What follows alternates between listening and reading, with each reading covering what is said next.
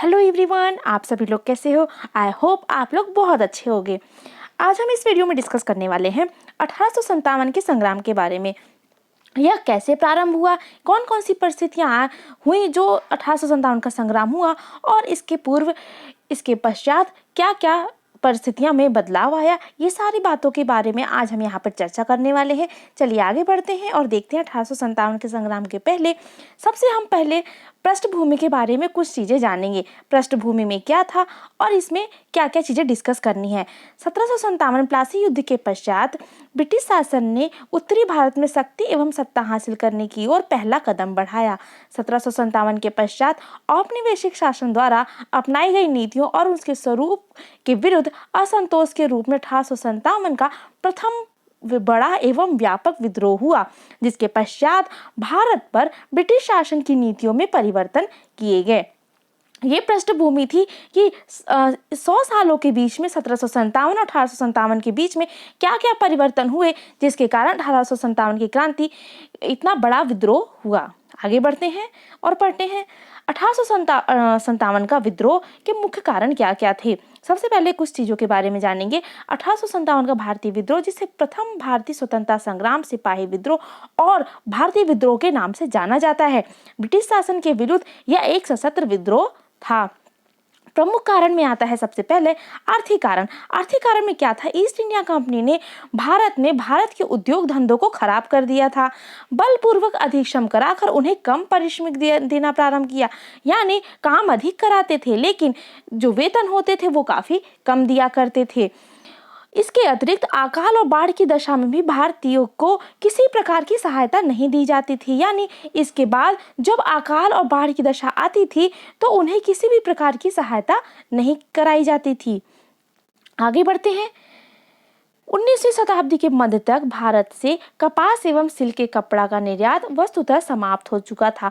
अब 19वीं शताब्दी के मध्य तक क्या हुआ था, भारत से कपास और सिल्क के कपड़ों का जो निर्यात होता था वह अंग्रेजों ने, ईस्ट इंडिया कंपनी ने पूर्णतः समाप्त कर दिया था। रेलवे सेवा आने के पश्चात ग्रामीण क्षेत्र के जो लघु उद्योग थे वो नष्ट हो गए थे। रेलवे सेवा आने के बाद जो ब्रिटिश व्यापारी थे वो दूर दराज के गांवों तक पहुंच जाते थे, जिससे जो छोटे उद्योग हुआ करते थे, जो अपने मध्यम स्तर पर काम करा करते थे, वह नष्ट हो गए थे। आगे बढ़ते हैं। इसके बाद आता है सर्वाधिक क्षति कपड़ा उद्योग को हुई थी। 18वीं और 19वीं शताब्दी में ब्रिटेन और यूरोप में आयात कर और अनेक रुकावटों के चलते भारतीय निर्यात समाप्त हो गया। जैसा कि अभी हमने कुछ देर पहले डिस्कस किया कि जो सिल्क और कपास का उद्योग था वह पूर्णतः नष्ट हो चुका था। अब कंपनी ने खेती के सुधारों पर बेहद कम खर्च किया था। कंपनी ने क्या किया था, जो खेती पे खर्च किए जाने होते थे, जो अधिक लगान लेकर उस पे खर्च किया जाना होता था, वो खर्च ही नहीं किया करती थी, जिससे जो श्रमिक थे, जो कृषक थे, जो खेतों में काम करते थे, उन्हें काफी नुकसान हुआ करता था। आगे बढ़ते हैं और राजनीतिक कारणों के बारे में जानते हैं। राजनीतिक कारण क्या थे, ईस्ट इंडिया कंपनी की प्रभावी नियंत्रण, सहायक संधि और व्यापकता का सिद्धांत जैसी नीतियों ने जन असंतोष को बढ़ावा दिया। यानी ईस्ट इंडिया कंपनी की जो नीतियां थी, सहायक संधि थी, व्यापकता सिद्धांत था, ये सारी चीजें जो हुई उससे जो जनता में असंतोष को बढ़ावा मिला। वेलेस्ली ने भारतीय राज्यों को अंग्रेजी राजनीतिक परिधि में लाने के लिए सहायक संधि की प्रणाली का प्रयोग किया। वेलेस्ली ने क्या किया कि जो भारतीय राज्य थे उनको अपनी परिधि में, यानी उनको अंग्रेजी परिधि में लाने के लिए सहायक संधि का प्रयोग किया, जिससे भारत में जो अंग्रेजी साम्राज्य था वह बढ़ता गया और इस प्रकार भारत का एक विस्तृत भाग उनके हाथों लग गया था और भारतीय राज्य अपनी स्वतंत्रता खोते जा रहे थे। प्रशासनिक कारण में क्या था, कंपनी प्रशासन में व्याप्त भ्रष्टाचार, विशिष्ट रूप से पुलिस, निम्न अधिकारियों को एवं अधीनस्थ अदालतों में असंतोष का मुख्य कारण था। अब सबसे मुख्य कारण में क्या आता है कि जो भ्रष्टाचार होता था मुख्य रूप से पुलिस में, शासन व्यवस्था में, अधिकारियों में, यह जनता में असंतोष के मुख्य कारण के रूप में उभर कर आ रहा था। परंपरागत भारतीय शासन पद्धति की समाप्ति हो रही थी, यानी जो भारतीय शासन सदियों से चला आ रहा था उसकी समाप्ति होती जा रही थी। उच्च पदों पर केवल अंग्रेजों की नियुक्ति तथा अंग्रेजों को सरकारी भाषा बनाने पर जोर दिया जा रहा था। यानी उच्च जो पद होते थे उसमें सिर्फ अंग्रेजों की नियुक्ति किया जाता था और जो लैंग्वेज होती थी गवर्नमेंट ऑफिशियली लैंग्वेज जो होती थी वह अंग्रेजी होती जा रही थी। अब आते हैं सामाजिक और धार्मिक कारण के तरफ। सामाजिक और धार्मिक कारण में सबसे पहले आता है काले और गोरे का भेद। यानी उस समय अंग्रेज काले और गोरे के भेद को स्पष्ट रूप से देखने लगे थे। यानी अंग्रेज गोरे थे और मूलतः जो भारतीय होते थे वह काले रंग के होते थे, तो इन दोनों में काफी भेदभाव होने लगा था। अंग्रेजों द्वारा भारतीयों को गुलाम समझा जाता था। अंग्रेज के समझते थे कि जो भारतीय हैं वह गुलाम होंगे। तीसरा, अंग्रेज खुद को श्रेष्ठ और भारतीयों को हीन समझने लगे थे और इसी भावना ने भारतीयों को क्रांति करने की प्रेरणा दी।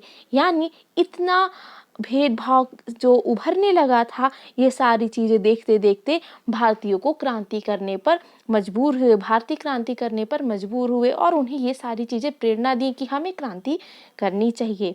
आगे बढ़ते हैं और जानते हैं ईस्ट इंडिया कंपनी के शासनकाल में भारतीयों को धार्मिक दृष्टि से काफी ज्यादा नुकसान पहुंचा।